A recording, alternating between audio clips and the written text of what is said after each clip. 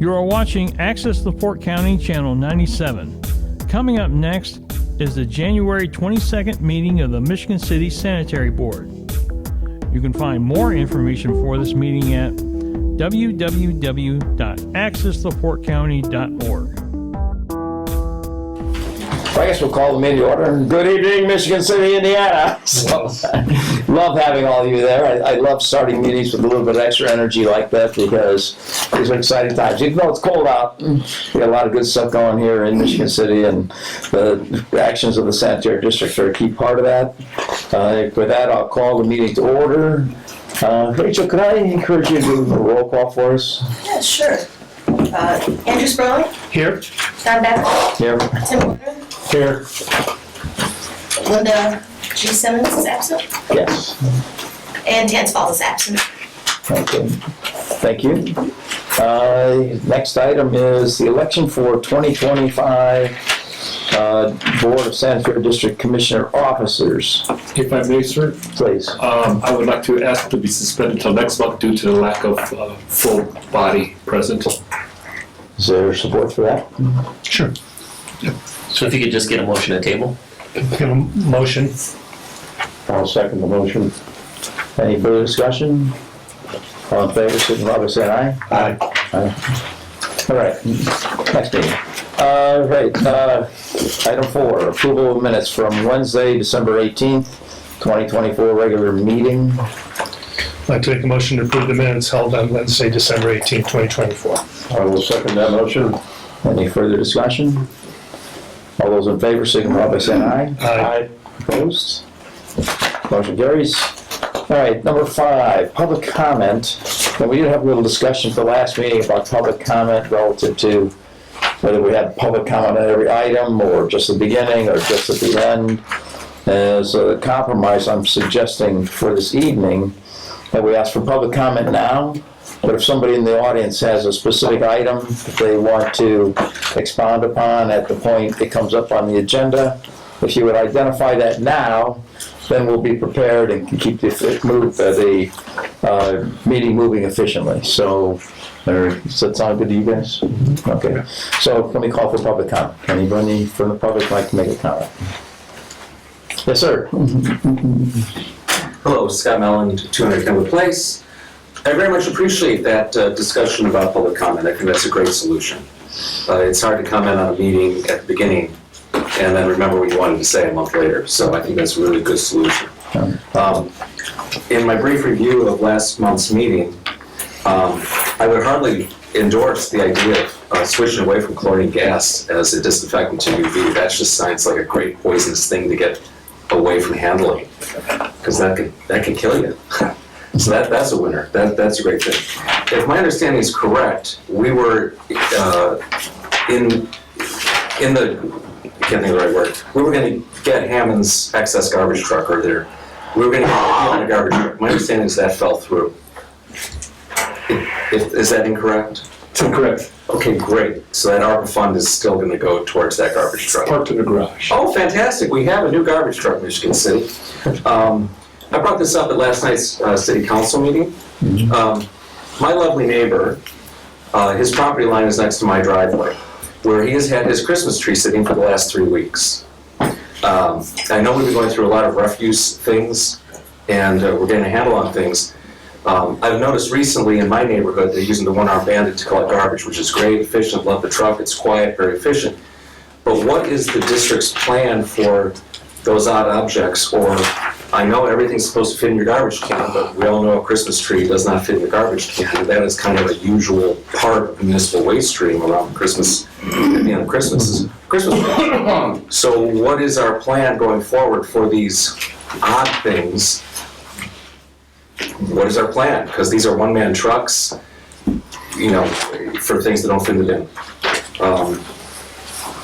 And the last thing, my last point, the last thing was the adjustments to your staffing and job descriptions and payroll seem very wisely done, and I support you in those changes. Thank you. Thank you. So, Mr. Yagowski, would you like to comment a little on the Christmas trees? I'd have to confer with Chris Carter, see how, they're picking them up now, but I'd like to see how their process works with that. I can't. So, but the general approach is if you have, we've moved to picking up twice a year large items, right? So our unusual items, trying to get away from the construction debris and all that. So, and I know we have new ordinance in place relative to garbage. So I think the Christmas tree is a good question, because I have seen a couple around the neighborhoods here and there. I guess we'll report back on that next month, okay? Thank you, appreciate it. Yes, sir. Councilman Brzezowski. Yes, sir. Question, and that's with the lawsuit with Long Beach and where we stand with that. And I don't know if the new superintendent is aware of that lawsuit or that's been explained to her, what the legal lawsuit's for, but I would just like to get an update where we stand with that. Sure. And if the board chair doesn't mind, I'll go ahead and give Sure, it a little please, update. yes. Yeah, so that lawsuit with Long Beach is still pending. There had been a stay on some depositions. I know almost everybody in the city got a deposition notice that it was going to get taken, and there was a pause to that for a little while we did some legal wrangling in court. We're done with that now, and the depositions will be back on, so everyone will be getting notices relatively soon. Basically, we didn't come to a resolution on the case, so the case will continue to move forward. And I think the number of depositions to be taken will be less than originally anticipated. I think there were as many as 30 notices that went out, everyone from the mayor all the way down, getting the deposition notices. And ultimately, I think what they were looking at is to find out who was aware of this situation, who has information on it, and they want to, take their sworn deposition to get those statements. Outside of that, there'll be a lot of depositions taken over the course of the next 6 months, and then we'll get to the next phase of the case to determine whether or not the court finds that the case has merit or not. If the court finds it has no merit, it will be dismissed. If the court finds it has merit, it'll continue to move forward towards trial. So there have been no settlement discussions or no settlement offers entertained at all. I think it's an interesting question too, just because that just kind of gives a rough timeline, I think is what is just as interesting to people in terms of how long is this going to carry on or not. All right, thank you. Well, just one more comment. I just want to make sure that Michigan City gets the $500,000 that is owed us through this lawsuit. So I just wanted to let you know that's how much this lawsuit is worth to the city of Michigan City. Thank you. And I'll make sure to speak with the superintendent about that too, so that we're all on the same page. There isn't anything for her to do with it right now, but she should be made aware of it. Thank you. Any other public comment? Any other public comment? Hearing none, we'll move on. Financial Board, Business and Facilities Manager. I'm not sure exactly what that is, other than That'd be me. that's what I assumed, but I wasn't.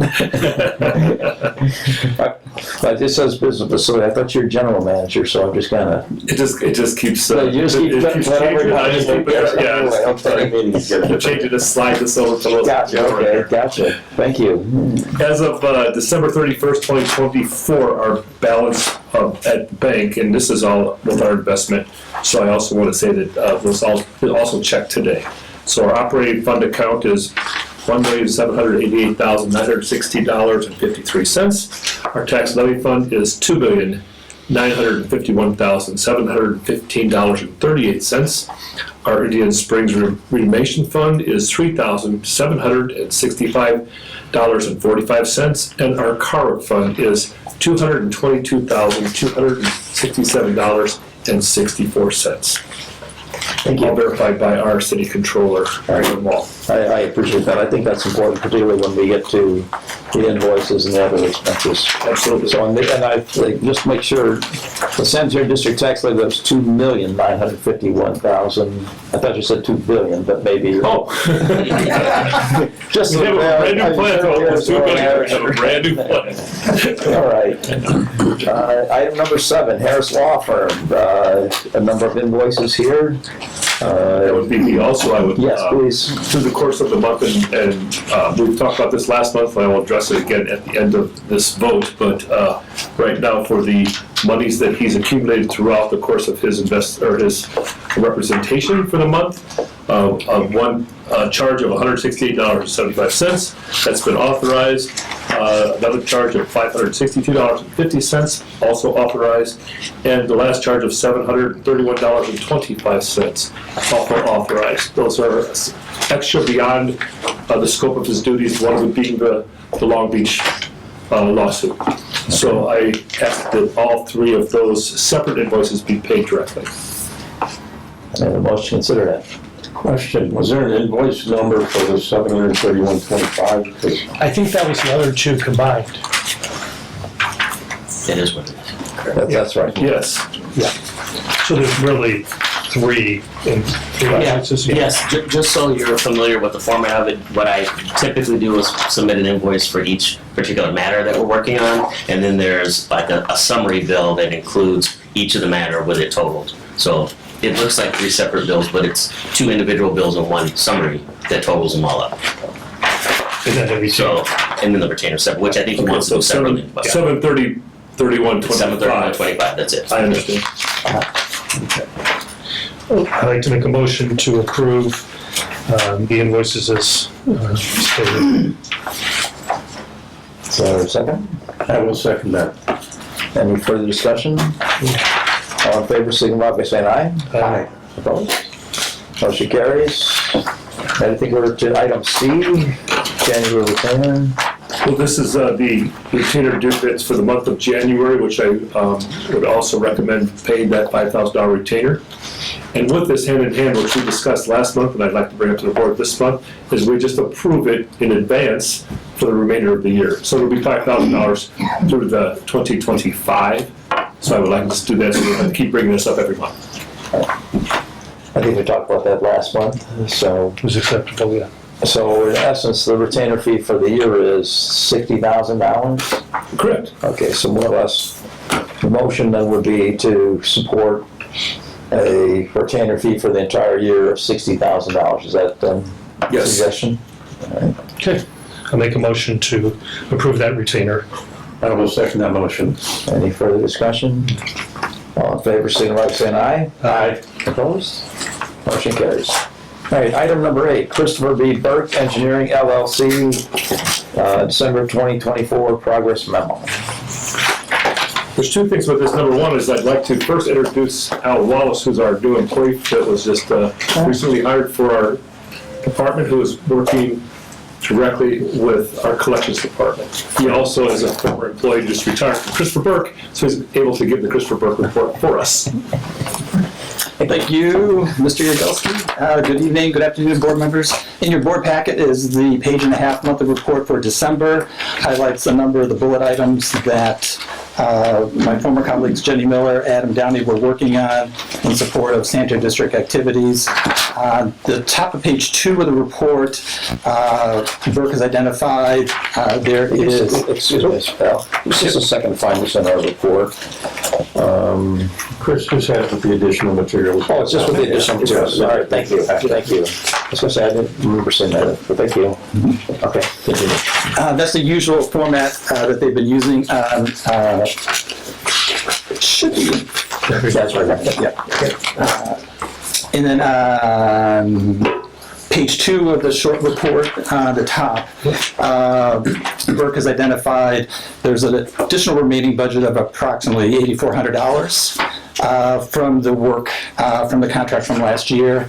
So Jenny and Adam are using that remaining budget to support some of the activities in the wastewater treatment plant and some of the plan reviews for both sanitary sewer drawings and stormwater plan reviews. So there's some remaining budget that will be taken up in January, possibly into February. So that's the first item under Christopher Burke, item A. Item B is the other document, a few more pages than that. If you recall, last May, the district entered into what's called an on-call engineering services agreement. So if the board would approve this, it's a contractual framework where the proposal includes the 2025 standard rate charges for engineers and planning staff at Christopher Burke. So this just would provide a framework. This does not commit the district to utilizing Burke at all. It's just a contractual framework that would allow, if there were services needed by the district, for example, if we needed to review some stormwater or sanitary drawing plans, district staff, myself, or wastewater treatment plant superintendent Rhonda Anderson would request a proposal, a task summary sheet from Burke saying the district asked for X services to do A, B, and C. They would identify how many hours, what cost it would be. We would know what that cost would be. By previous board action, Mr. Yagelski has purchasing power up to $10,000 to approve some of these minor work elements. If it were to exceed $10,000, we would simply wait to bring that task summary sheet to the board for formal review and approval. So there's no monetary obligations associated with approving the professional service proposal. We just thought, since the current budget is kind of winding down, if there were any urgent needs that come up that would require some potential consulting services by Christopher Burke, this on-call agreement would allow the district to move forward in some capacity with that. So has Mr. Harris reviewed this? I have, and I'm familiar with this arrangement. This arrangement is typical for sanitary districts. Some will have several engineering firms on-call agreements like this based upon their areas of specialty. And when there's a specific need that's in their area of specialty, there'll be a task order that's recommended by management to the board saying, hey, one of our on-call engineering groups are ideal for this project that's coming up. Here's a task order, here's the funding source, et cetera, and then you approve it. So yes, this is a normal arrangement. Typically, these agreements are approved or considered by the board on an annual basis. Each year, their rates, for example, will be updated and maybe some standard language to be included in their agreement. But otherwise, yes, this is the typical arrangement. So, and is this our only arrangement like this, or do we have others? Correct, so we've had them since May of 2024 that have been consulting with us. And we have continued through January 31st of this year. Okay. So they're protecting us to that level. But this is above and beyond that. So now that we I meant this Ron on board, we could just call at will if we need those specific things, and they've got it broken down into a price for each one of the items too. But I think what you're asking is, have we ever had this type of an arrangement before here at the district? And I don't think we have had this type of an arrangement. I think you always do, a brand new contract every time you need new services, and that can be kind of time consuming. Sure. It's cumbersome, and this kind of eases that, so that at the beginning of every year, whether it's this one agreement or several, they all get approved for on-call agreements, and then as task orders come up, that's what you're considering, not looking at the agreement from scratch. And also, if for whatever reason we became dissatisfied with Christopher Burke, what happens is you just don't authorize any further work, is that correct? And then I know up front what the charges will be, so there's no having to go out for bid, try to find another engineer, etc. I assume you're in favor of this? I am 100% in favor of that, correct. Okay, can I have a motion from the board? Okay, I'll make a motion to approve not just the progress memo, but also the on-call services agreement for 2025 with Christopher Burke. I will second that motion. Any further discussion? All in favor, signify by saying aye. Aye. Opposed? Motion carries, thank you. Anything else? Thanks, Al. All right, Fate GLE Great Lakes Engineering, Wick Avenue Highway 12 lift station project. Sure. Evening, everybody. How are you? Great. Yep. Since our last meeting in December, our time has been spent on pre-construction activities, getting paperwork done. The notice of award has been sent to the successful bidder, H&G Utilities, Underground Utilities. They are, in fact, I had a conversation with them today. They are busy getting their bonding, getting the things they need to get back to the district so that we can move forward on that. We have begun work on the field work, the survey work necessary to put together drawings for the NDOT permitting. And we've also done the same thing for the additional drainage work that we added to the project along Highway 12. and updated all the drawings to be construction set so that when we do give a notice to proceed, everything's ready and set to go. Great, sounds like progress. So any, Mr. Yelsky, any concerns or anything like that? Everything is on board. We've met, both Mr. Wallace and I have met with Johnson. We both are satisfied thus far, and in the same breath, I would like to recommend that we approve the $6,605 invoice that goes with that GLE that's connected to the back group. Okay, you see that? What's the pleasure of the board? I move to approve the fake GLE invoice for $6,605. I second it. Any further discussion? All in favor, signify by saying aye. Aye. Opposed? All right, thank you. Carries. Thank you. Thanks, John. Sure. All right, this one for a little bit more interest. Michigan City Annex Area Sanitary Sewer Extension Project, MCASE, notice of approval. As I reported to the board last month, we've gone through all the steps that involve with this. One of the final steps was to go to the Board of Works, who made their approval on the 11th of November. I'm sorry, the 16th of November, excuse me. John Jessup from the area managers from Ruth and Riley, who got the project, is on board. Of course, we're weather related now. We just had a meeting with the city engineer and city controller for the additional monies that go with this project, which would be, of course, the ARPA funds. So that meeting was 2 days ago. We're all getting ourselves on board with that and making those arrangements. They do have initially 175 days of completion with additional 25. That has changed since we approved the amendments, so it will be 245-day total project for the sanitation portion of it. Remember, this is working in conjunction with the water department, who is also doing the water. It's a separate engineering contractor and also a separate construction. So are they in nearby trenches, or how does that work? I apologize, man. Is there a nearby trench or anything, or? Originally, that was the intent, but the water department came down, they knew they had a water main north of the project, so they're bringing the pipe run right, the water main coming down along the 20 and under the tracks from the north, and we're coming in from the west under 20. Which is a little bit more easier than ours. Ours is more complex, but theirs will be done quite sooner than that project. But they have a distance to go through starting with the Woodruff complex, which is on Michigan Boulevard. They're going through our current cemetery area and then across the highway to the annex portion.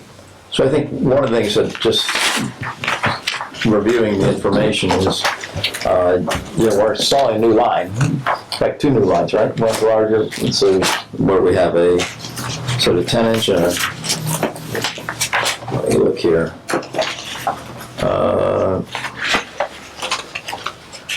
So we have a 12-inch force main and a 15-inch and a 10-inch. I think there's 3 pieces of this, right? Yep. Something in that range, I guess. But the broader question was capacity, and what are we building for? And I believe what I read in here is that we used some standard metrics relative to other projects that are getting ready for development for industry, and also some standard uses for residential in the area. So, my cursory review is that we're sizing this properly relative to the load that's anticipated. Absolutely, both residential and commercial. Absolutely. So for more preparation for development, more or less south and west of the airport, right? Just in that general area? Correct, absolutely. Okay. It Anything else? extends all the way to where that mobile home park was. Right, That direction. exactly, right. So, anything else we need to do specifically on this, or just accept the report, or? Just an update, that's all it is right now. We've accepted everything. Well, again, the financial end of it is getting finalized, and then once that construction will start, and then we'll look at the, of course, weather-related, the 245 days completion. Well, it's certainly exciting, whenever we're preparing for new growth, so, well done. That's good. All right, MS Consultants, WWTP Capital Improvements and Preliminary Engineering. Good evening. Hey there. I am. Want to give you an update of where we're at on the preliminary engineering report for the wastewater treatment plant improvements. We had you'll see something in your board packet that gives a little bit of our recommendations and some of the things that we're looking at. We had a good meeting this afternoon, Burke and MS with Chris and Rhonda, and discussing all the items that we were looking at. And I think we're in agreement of some of the things that need to be repaired or replaced. Keep in mind that some of these components at the plant are nearly 100 years old. There are some that are not sized appropriately. You have some components that are sized a lot smaller than what the treatment plant is capable of treating. So some of those items we're going to replace. So right now, the report that you have talks a lot about, it's divided up into the types of treatment that we're looking at. Things like secondary, advanced treatment, sludge treatment, wet weather. The other thing that we've been looking at is admin buildings. Some of the components that we're going to replace is going to move, for example, operations and lab building, and we're going to put that in another location. We're looking at some more maintenance facility buildings, primary clarifiers, chemical storage, sludge digesting. Just big picture items. Sludge management is going to go across the creek to give us a little more room to do some other things. So right now we're refining the costs, and we're finishing up our engineering report. We expect to have that completed by the end of March. So I will report back to you next month on where we're at, but overall we're making very good progress, and we'll have something definitely to the funding agency by the end of March. So that, I know you're working on the price. Just in general, is this, 5, 20, 50 million, any? The last one. The last one, okay. Just to get some general. The biggest one. It's a big one. I was assuming it was a big ticket, but. We have, just to answer your question a little further, it's in the ballpark 50 to 60 million, but there are components that can be dropped out depending on what you guys choose. Where we're at with rates are obviously very important. We plan to have in the next 2 weeks a conference call with Baker Tilly to discuss, give them where we're at with numbers, and they're going to start doing some preliminary rate making. So it'll really come down to that sort of thing, and where some of this can be phased into subsequent years. It's important. I love this whole effort in terms of us getting ahead of what is our need within the plant, and what is our plan to make sure that everything continues to flow, Yes, or be retained, treated, or whatever the process is. right.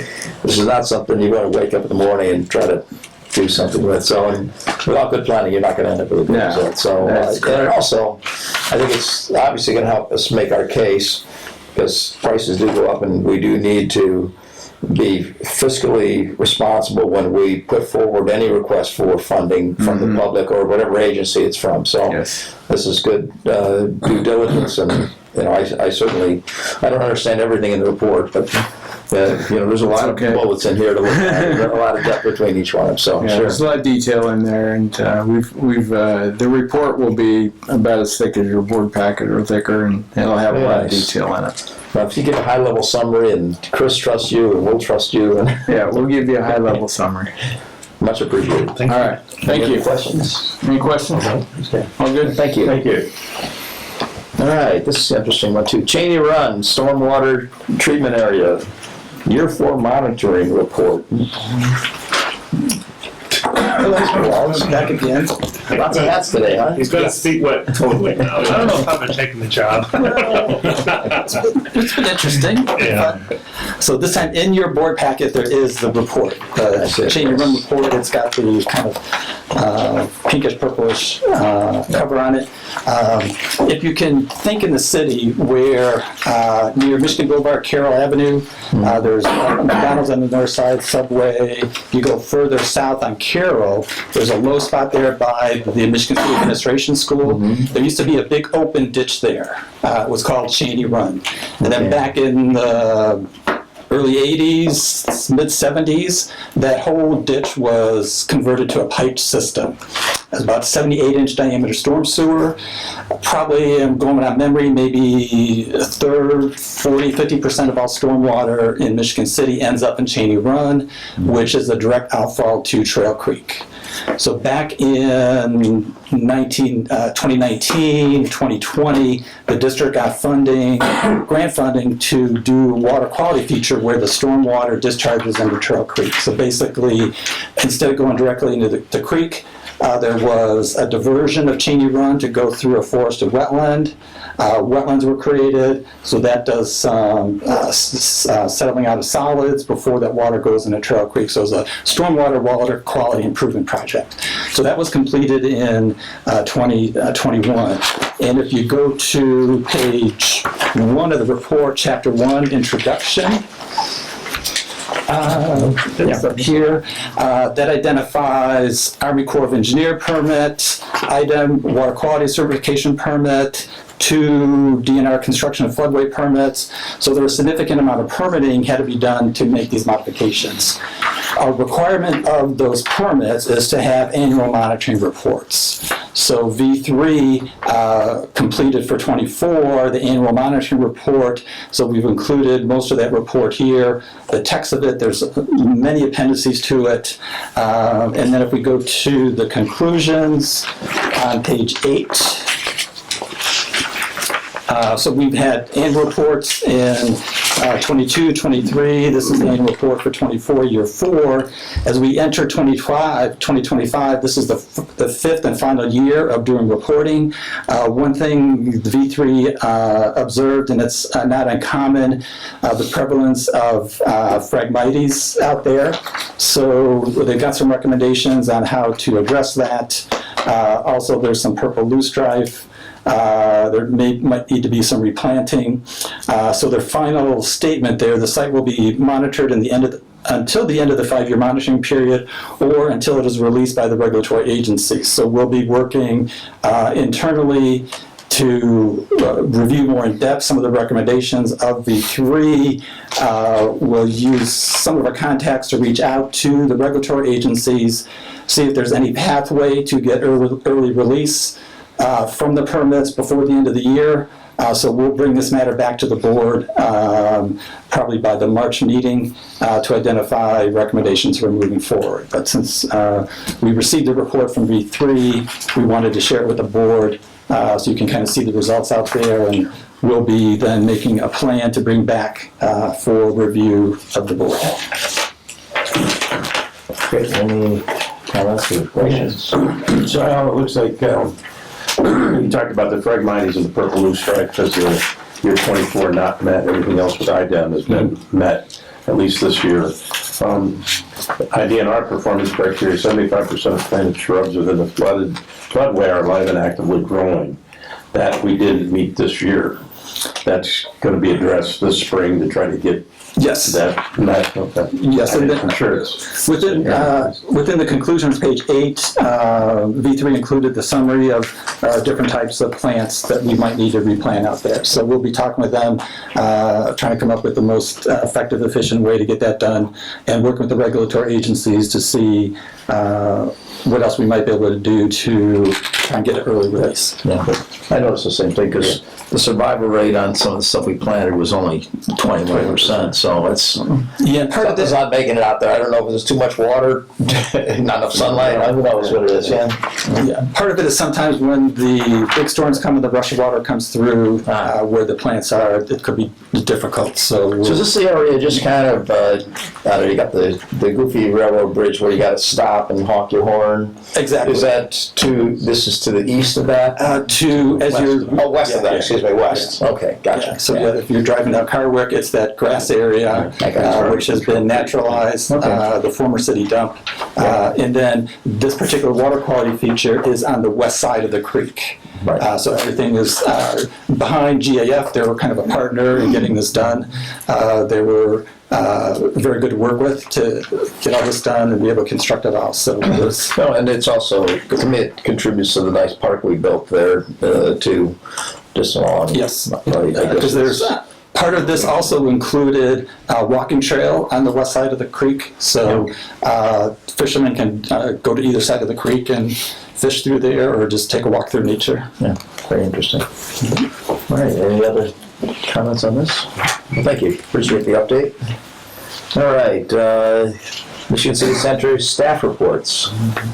As you saw in your book, there's newer staff reports, and those are from, we also have one from Mr. Corsica, but I'd like to introduce Ann Anderson, who can come up and give her report for our water reclamation superintendent. Love it. Little fanfare or something like that. First one. Don't try to be too hard, I guess. Okay. I mean, if Linda was here, it'd be real easy, but I'm a tough guy today, I guess.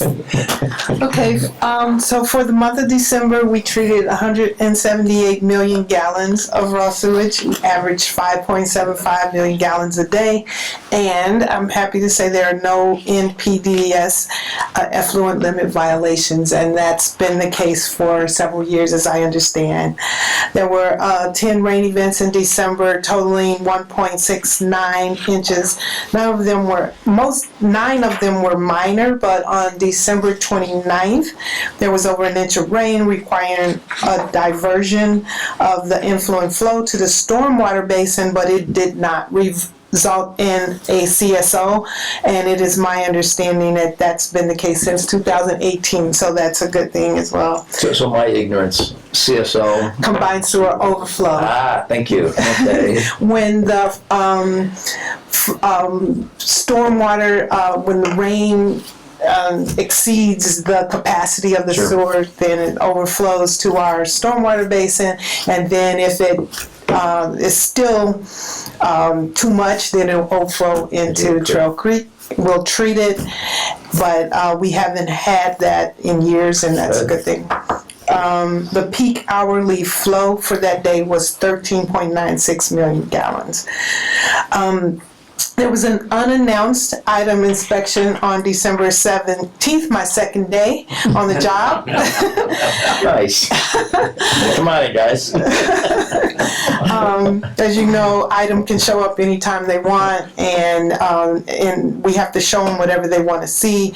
Per the inspection summary letter, there were no operational issues. They did point out some maintenance issues that are not causing any problems, but they will have to eventually be addressed. Item was notified of the change in certified operating responsible charge, and I was approved as the signatory for regulatory reports. Just a few minor maintenance issues. In response to an air loss alarm on the belt press, they found that the condensation in the air compressor flooded the belt tension air regulators. It was disassembled, blown out, and reassembled to resolve the issue. A pump failed at Carwick Nature Preserve Lift Station and was replaced.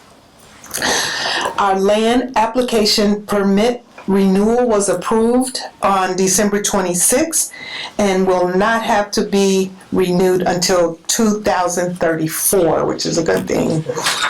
We are approved to land apply anaerobically digested biosolids to agricultural land in LaPorte, Marshall, Porter, Pulaski, St. Joseph, and Stark counties, which is a much better environmental and cost-effective option than sending it to a landfill. From December 17th through December 23rd, 593 dry tons of digested sludge was land applied to a farm in LaPorte County. And we had 6 loads of grease totaling 21,600 gallons, received in December, all from Blue Chip Casino. That's all I have. An interest for me is that I'm assuming the farmers want these. Yes, it's so fertilizer. Is there a line? How do they get it? I mean, is it some sequence, or we just whoever wants it gets it? Or? No, we have to, it has to be approved, the land has to be approved, I'm sorry. The land has to be approved, it has to be delivered there, it has to be spread within a certain amount of time, there's a lot to it. So do they pay us for it, or is it just kind of, we're trying to get rid of it? We're trying to get rid of it. It's much less expensive to truck it there than to take it to a landfill. I love the whole concept, just kind of wanted to understand the mechanics just a little bit, so. So if I wanted something for my backyard, probably wasn't gonna work, right? Bring a shovel over. Get a bucket and a shovel, all right, just take all you want. You know, you say that jokingly, but there are some districts that process the dry sludge a little bit more and do actually use it for fertilizer. Okay, Yeah. You just give it away, for a long time, Memorial Day. Yeah. Okay. if you can live with the smell. Yeah. And neighbors. All right. Well, thank you very much. Any questions? Appreciate your first report. Thank you.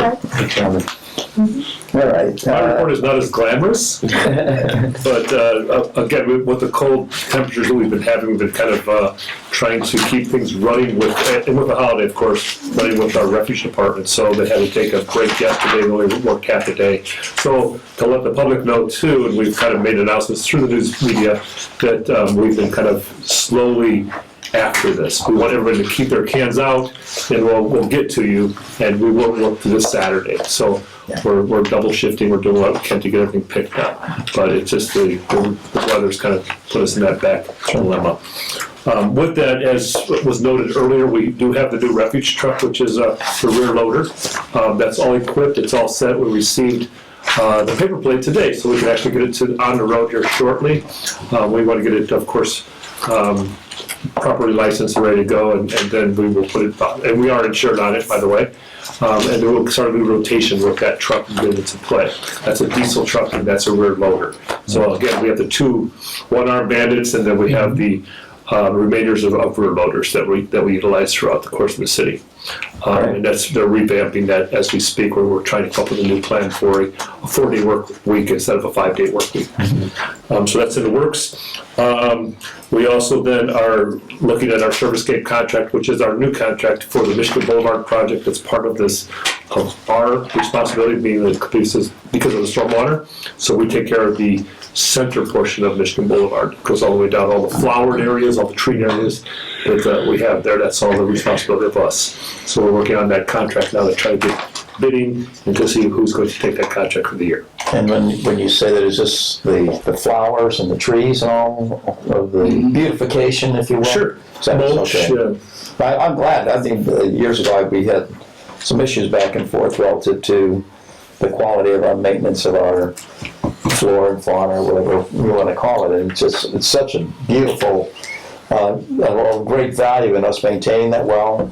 And that it creates a lot of pride. So a lot of diligence is put in with the selection of the contractor, because obviously we want to keep it all alive and beautiful for everybody. So well, it's a gateway to the lake, and I think it's really, does a great job down there. Thank you. I'm going to talk about. Most people didn't know that comes from the sanitary district. So yeah, it is interesting. Correct. Yes. I did want to address the apartment complexes. I worked with each complex that we had in Michigan City. So these were the 6 that we were actually paying for the dumpster services in each one of these complexes. It now is on the onus of the complex themselves, because they must have their own dumpsters and own contracts. Nice. So we're out of that business and out of that expense. Additionally, we are going to, with the new ordinance that was just passed, we are addressing the rest of the complexes. So anything that's over 3 apartments to a building are obligated to have their own dumpster and their own service. So that will bring back some more of our toters that we can put back into our system for residential areas. Right. Well, plus it's putting the burden in the appropriate place relative financially. Correct. Absolutely. Instead of having the whole city pay for a handful of, I don't know, abusers is the right term, but I mean certainly a large volume user of our service. Yes, exactly right. We are also in a process of revamping our policies, and we are with Rhonda and Al and myself, we are all getting together and trying to revamp the policy. It's been quite some time since we've done that. So revisiting, and Rhonda will introduce here shortly a new 12-hour shift that she's introduced to the operations portion, because that is a 24-hour service that we have here on properties. We are then with Mr. Wallace, who has taken over collections. He will be introducing the SL RAT program, as we talked about that previous meetings too. That program will be starting shortly. So he's revamping our collection system too, which is going to be exciting in a sanitation world. I'm glad about the things you get excited about. Yeah. Never thought I would, but so other than that, everything else is working well, and we're getting to the cold temperatures. Thank you. Any questions I can answer, I'll be glad to. Good. All right, next item is excuse me. Yeah, Mr. Yes. Babcock, just Sure. a question for Mr. Yagowski. The truck that we got from Hammond, Yes, is that a brand new truck, or what year is that? brand new. Well, no, brand new used. So it's 24 truck, but it's but 0 miles. 0 miles. So it cost us $281,000, and that's what the influx of the ARPA money helped pay for that. And then we created one vehicle, if you remember, a couple of meetings past. So we got a $13 credit for one of our older vehicles that we had, and put that up for that purpose of getting this new truck. Nice. That's great. Got to keep the equipment. Good stuff. Item 14, approve and allow revenue and tax levy claims for payment.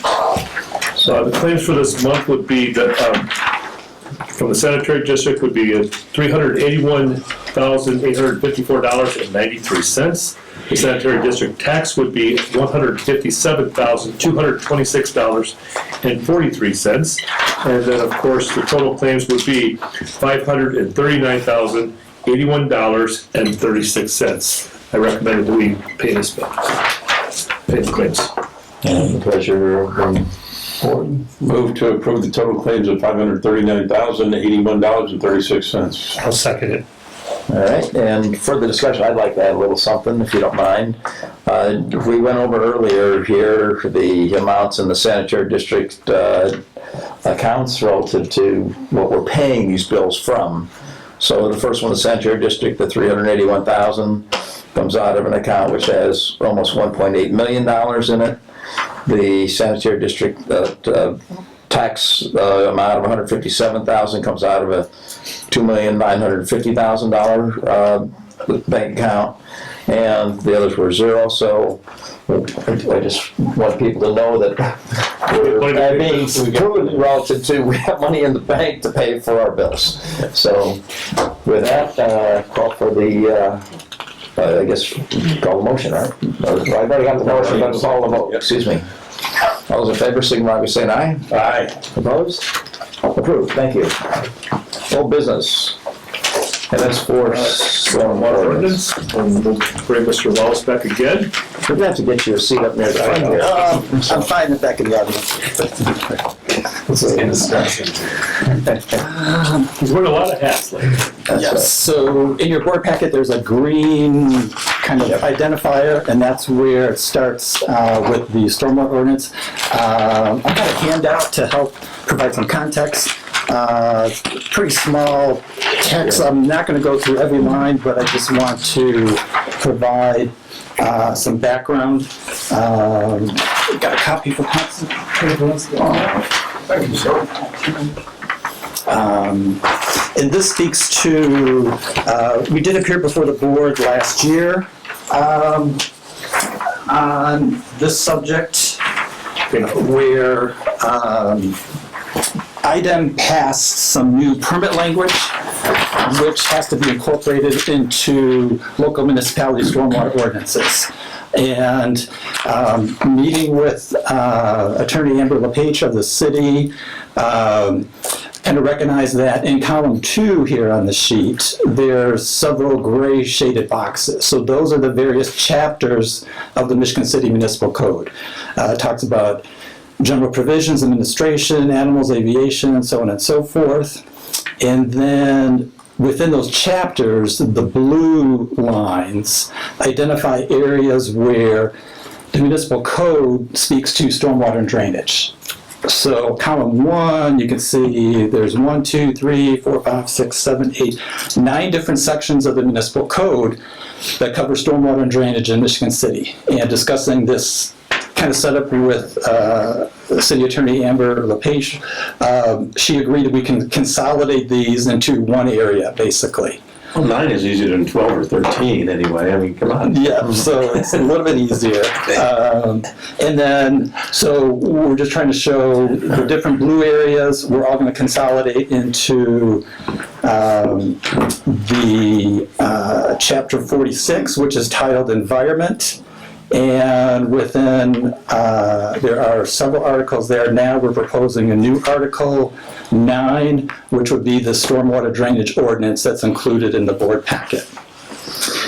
A wrinkle to this whole thing is down on the bottom, we have the Appendix B subdivision ordinance and Appendix C, the joint zoning ordinance. Both of those documents that are reviewed and approved by the Plan Commission have language that refers to the current 2007 version of the stormwater ordinance. So as kind of the domino effect, at a point in time when the Sanitary District Board approves the stormwater drainage ordinance and the associated technical standards, then I've already met and talked with Skylar York and Plan Commission attorney Stephen Hale about a process to arrange the appropriate public hearing of the Plan Commission to discuss changes to the subdivision ordinance and the joint zoning ordinance, to be able to change those references to go back to the new Article 9 of Chapter 46. And then I'll be working with Councilman Prespolinski to schedule a council workshop and at the appropriate time get the ordinance before the City Council for the required 3 readings and approval by the council. So this is just kind of the general process that we need to do. I've identified column 4 of the sheet. The last time these documents were updated, most of the ordinance language, the last was updated in 2007, and the Appendix B and Appendix C, those were approved in 2011. So they're pretty dated and are in need of updating. So in addition, President, can I ask a quick question? Sure. Just so I don't lose the thought. Do you know when the last time the city recodified?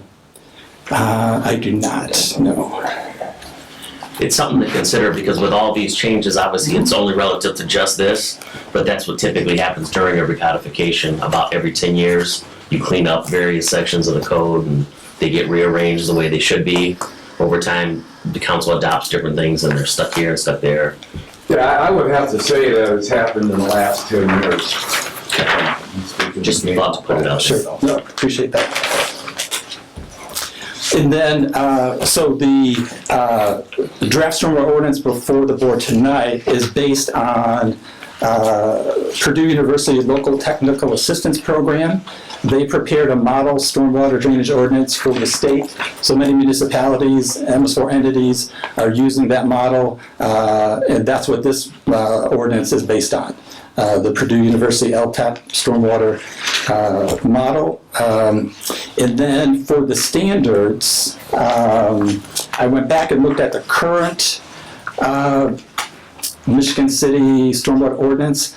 They refer to 3 different key standards. The Indiana Stormwater Quality Manual, that was last updated in October 2007. They reference the Urban Watershed Forestry Manual, that was last updated 2006, and we reference Indiana Drainage Handbook, October 1999.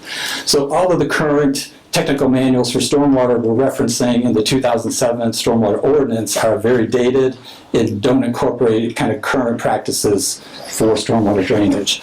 So along with the ordinance, behind the second green sheet of paper is the technical standards manual. And again, we use the LTAP draft standards that they prepared to use. We tailored those a little bit to Michigan City, so we're at a point now where we wanted to bring both the ordinance and the accompanying technical standards to the board. I've reviewed these at meetings with City Engineer Tim Warner, City Planner Skylar York, met with Attorney Angela Page, Plan Commission Attorney Stephen Hale. So we're at a point where we want to try and move this forward because we still have several weeks and a couple months to go through all these other approvals.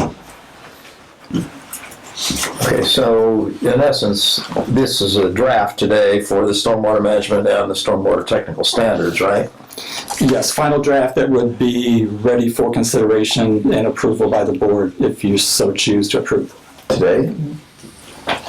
And this is based on your work relative to Indiana codes? Yes. So, I'm sure where it is. So. Yeah, so we use the LTAP standard, the model ordinance, and then we worked with Christopher Burke Engineering last fall to review that and modify it where necessary to make it appropriate for Michigan City. So it's gone through pretty detailed technical review by the Burke ordinance writers. Okay. And they did the same with the standards, the technical standards manual. So this document is put together relative to, so that we are operating from base of standards that are going to be applied to all our other ordinances within the city. And I guess we approve this, and this is the standard, which has been reviewed by other authorities and made recommendation to us that this is what we should have in place for safe discharge and operating within the law.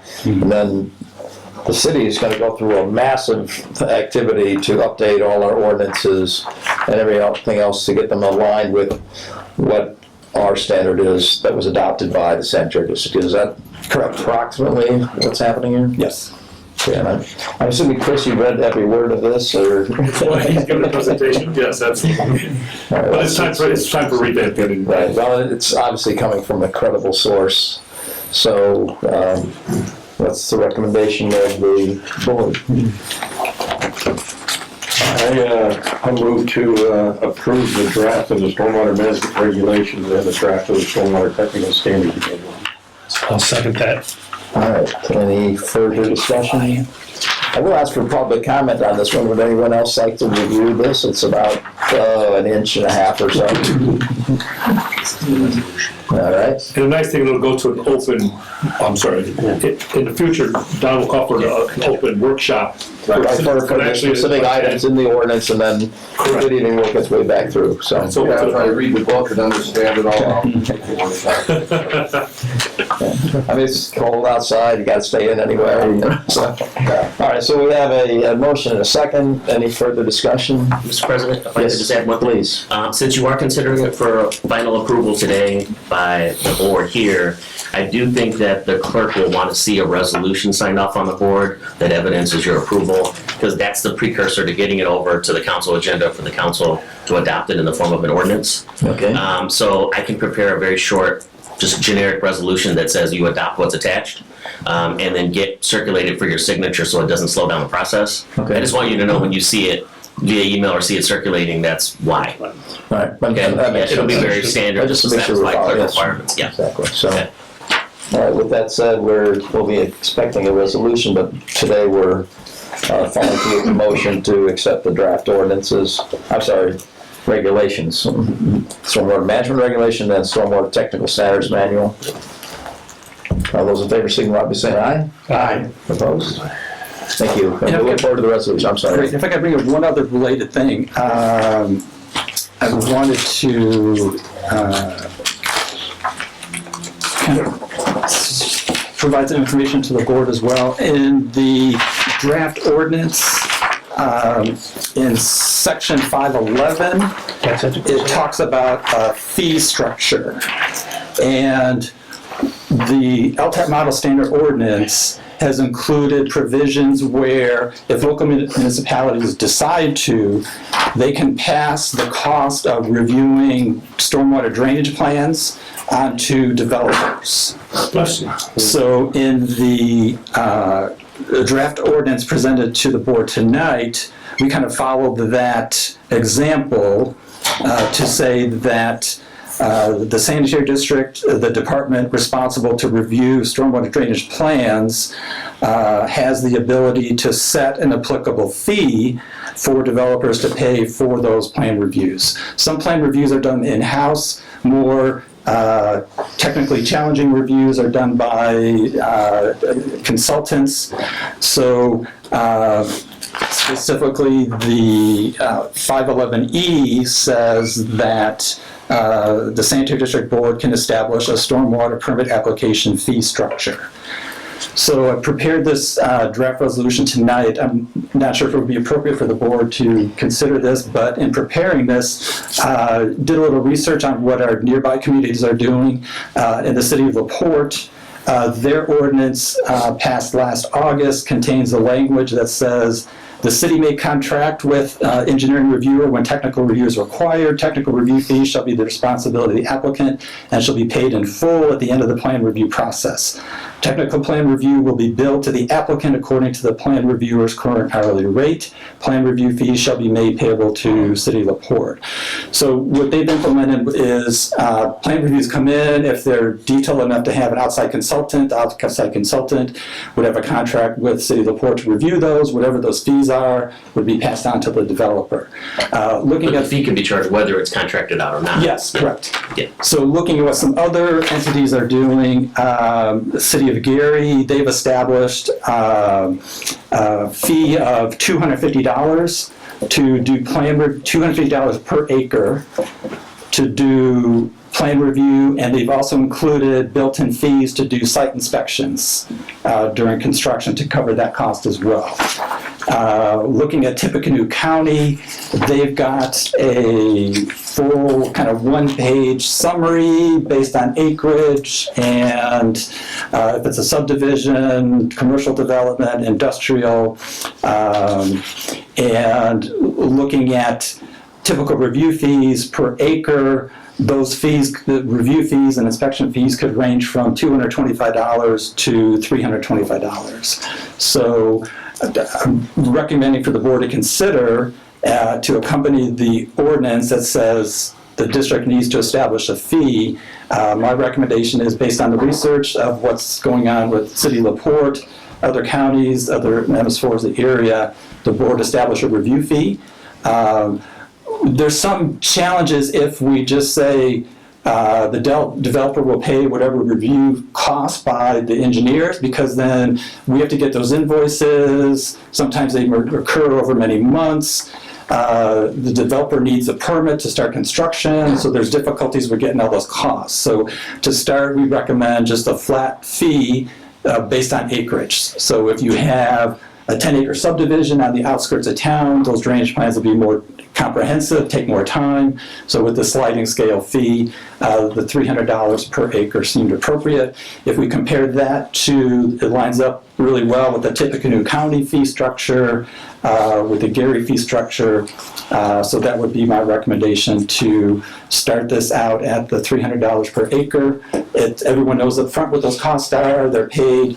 We'll track that over time. If adjustments have to be made, we can do that. Currently, the 2007 stormwater ordinance does have a permit review fee of $100. That's just flat, no acreage. Not at all. So inadequate would perhaps be a way to describe that. So we're trying to address that with a sliding scale. Okay. So my suggestion is, since we just got this cold tonight, I think we ought to put this on the agenda for next month, unless you need it immediately. Probably needs to be reviewed by our attorney. I think it's a good idea. I think the other thing we may need also is a corresponding resolution that establishes the fund for these fees. So I think there's a little bit of homework for us to do. I think this resolution is a great idea. I like the suggestion. It is something that the board should consider doing, but I think we need one more resolution that establishes the fund. Otherwise, I don't know where the money goes and whether you're able to manage. Yeah, exactly, how you manage it. Yeah, It's a good idea. Well, the other thing is the term, I don't, maybe I'll put that in. proposed or something like that, because I don't know what you do if you get some pushback from somebody. You can say flat out no.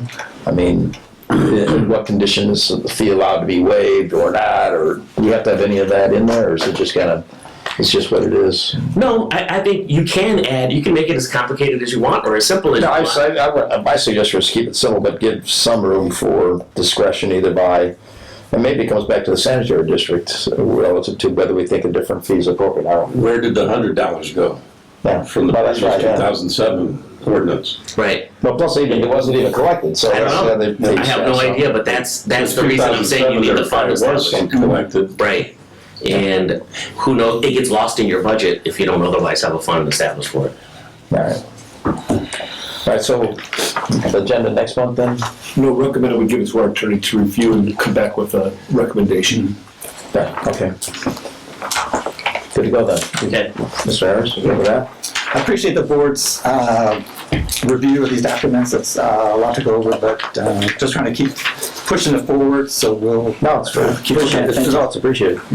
Thanks, Al. Thank you. Thank you. All right, we're almost done. Item 16, Rod, I think you're back up.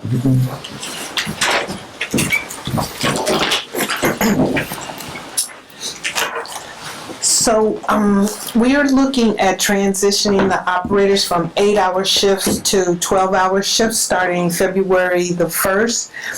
And some of the advantages of having 12-hour shifts are that they've been shown to reduce absenteeism and the overtime costs associated with filling those vacancies. They minimize shift handovers and miscommunication because now we're changing shifts twice a day instead of 3 times a day. Increase productivity because you don't have to change shifts 3 times a day. They facilitate communication between the operators and the management team.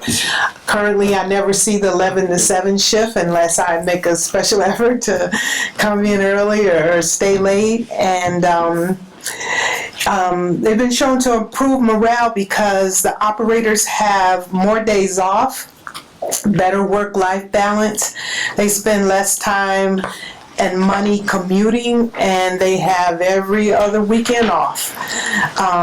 And the happiest group of all the operators are going to be the swing shift operators who currently work 3 different shifts every single week. I don't know how they do it.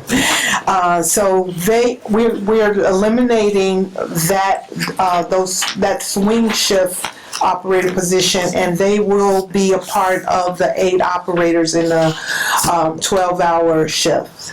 So we would like to amend the employee policies handbook because there's no language in the current handbook that addresses the 12-hour shifts. So first, 3.17.1 will say that we have the right to do this because Section 3.1 says we can modify the employee's starting and quitting time as well as the number of hour works to accommodate business needs, and that's what we're doing. This policy only affects the wastewater operator 1 and operator 2 positions and does not apply to the belt press operator. And it's intended to reaffirm or supersede other sections as indicated. They will work either 11 a.m. to 11 p.m. or 11 p.m. to 11 a.m. And we allowed them to select which of those shifts that they wanted to work based on seniority. They will be on a 2-2-3 schedule. So 1 week they'll work Sunday, off Monday, Tuesday, work Wednesday, Thursday, off Friday, Saturday, Sunday, and then then the next week they would work Monday, Tuesday, off Wednesday, Thursday, work Friday, Saturday, Sunday, repeat. And we'd like to start February 1st.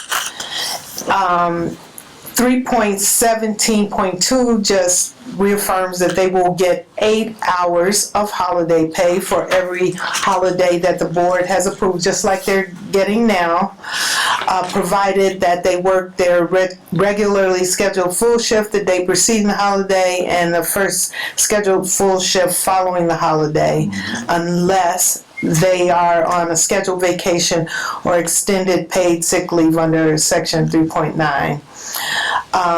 In addition, if they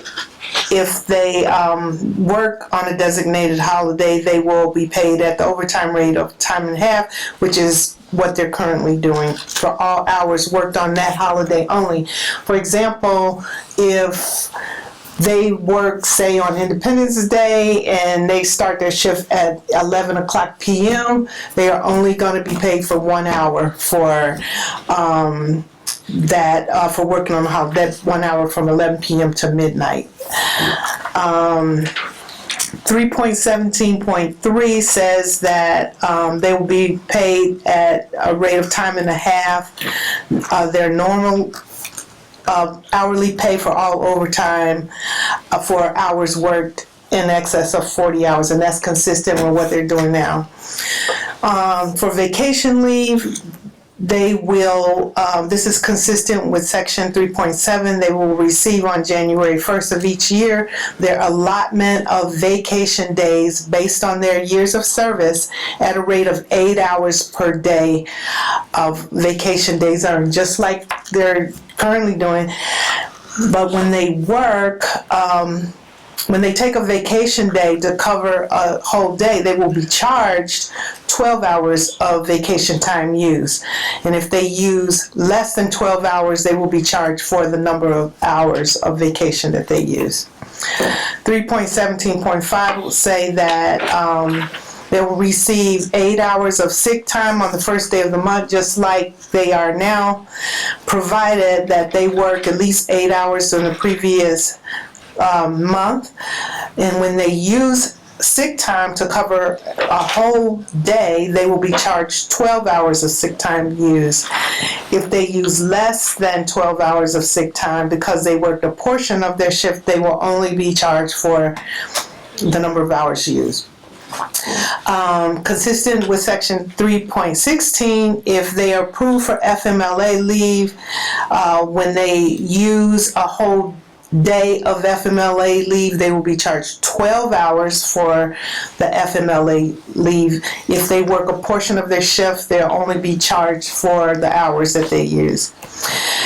And then the last one, 3.17.7, currently the operators are paid shift differential for working the 3 to 11 shifts and 11 to 7, and we want to eliminate that because it will be cumbersome to calculate. There was talk of them clocking out and clocking back in, or trying to change the payroll software that we're currently using, and it's just cumbersome.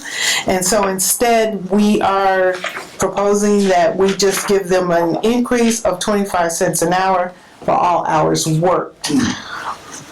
And this would supersede section 5.11 in the employee's handbook. And we are recommending approval for these changes. Okay, any questions? Well, this results in any overtime? They already have built-in overtime, and they will continue to have built-in overtime. And we are,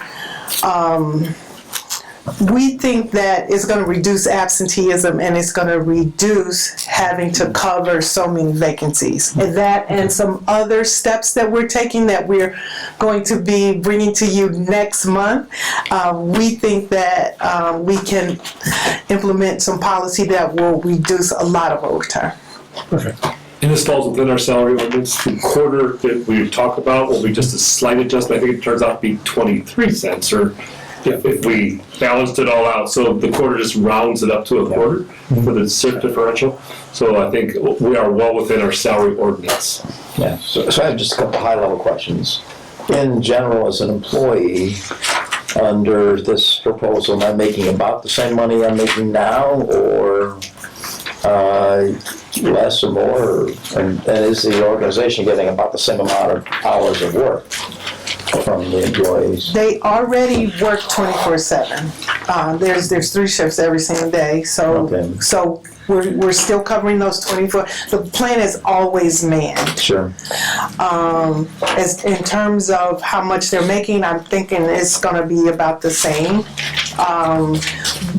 We think that we're going to reduce absenteeism. We have to cover a lot of shifts at overtime. I'm sure. And that's what, I understand. and that. and we're looking to reduce that. And do you think this will be well received or okay? They Excited about it. they are excited. They've worked it before, and they are very excited about working 12-hour shift, especially the swing shift operators. I lose the swing shift. So who gets to work 11 a.m. to 11 p.m. and who gets to work the night shift? I mean, They pick their shifts based on seniority. So the most senior operators pick their shifts first, and then the leftovers got what was left. So what is the swing shift? The swing shift, so the operators right now, they're on a 6-2 schedule. They work 6 days and they're off 2.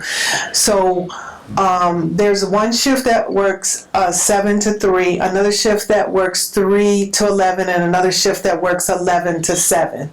So when 7 to 3 operators are off on their 2 days off, the swing shift covers their 7 to 3. Yeah, and so then, there are times all over the place. yes, I don't know how they do it. I get it. I have some familiarity with NIPSCO, and we had.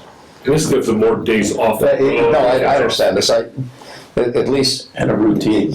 yeah, and in getting your mindset, sleep, and everything else. So, with your endorsement, it seems like a really good idea to me. So, do we get a motion? Did I do that yet? I don't think so. I guess one small question, real quick. Just, and it's a somewhat minor, but I just want to make sure we're not missing something. Is there a reason why they're earning their vacation leave at the rate of 8 hours per day as opposed to 12, since that's kind of what we're shifting to? They will be the same as everybody else. So all the other employees here earn 8 hours per day earned. Right. 8 hours of sick leave per month. And so this is just being consistent with all the other employees that work here. I guess what I was just trying to make sure of is that they're not earning less than a vacation day if their day consists of 12 hours. You get why I'm asking? So I just wanted to make sure we understand what it is you're approving, that are they earning less than a day at the current rate? Is that something that should be considered? I don't mean to put you on the spot, but. They're getting the same thing every month as everybody else. They're getting the same thing every month they're getting the same benefits as everybody else that works here. Well, I guess my bigger question is, does it create a practical problem for you when they take their vacation? Does it serve a problem on either end, the front end, as they earn it, or the back end when they take it? No, my experience has been that it doesn't create a problem. Yeah. I think it might be an equivalent 8-hour day, right? So over the course of the month, I have the number of 12-hour days. I type that, so 12 hours over, 15 days a month. I don't know, so 300 hours or something like that, or 15. Whatever that number is, and then divide that by 8. That would be the equivalent of 8-hour days.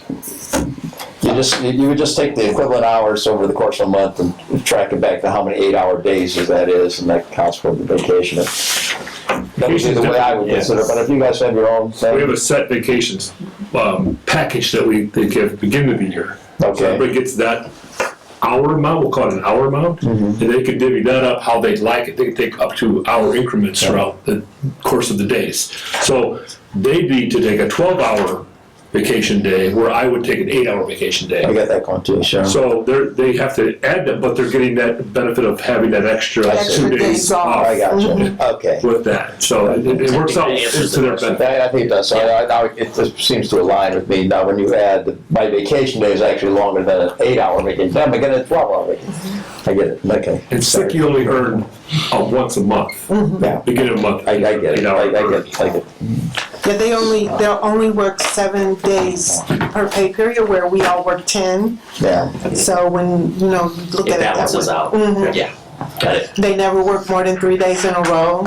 Okay. So there's a lot of to it. perks they get. All right, so can I get a motion to accept this? Move to accept the policies and procedure manual change to operator 12-hour shift policy. Second. Motion second. Any further discussion? All those in favor, signify by saying aye. Aye. Opposed? Motion carries. Thank you very much. I'm so excited, we're gonna have so many happy employees, so. So is there any other business for this evening?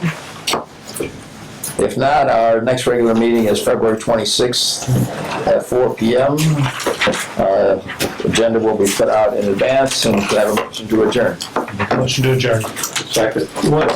One comment, I'm sorry, if you have an interest in a holding a position, that'll be a time to let others know that's what you'd like to do, because the election will be next month for Oh, position for on board. officers, yes, okay. Okay, sounds good. If you're not here, you might get nominated for something. Well, thank you very much, and thank everyone for attending, I appreciate your interest. All right.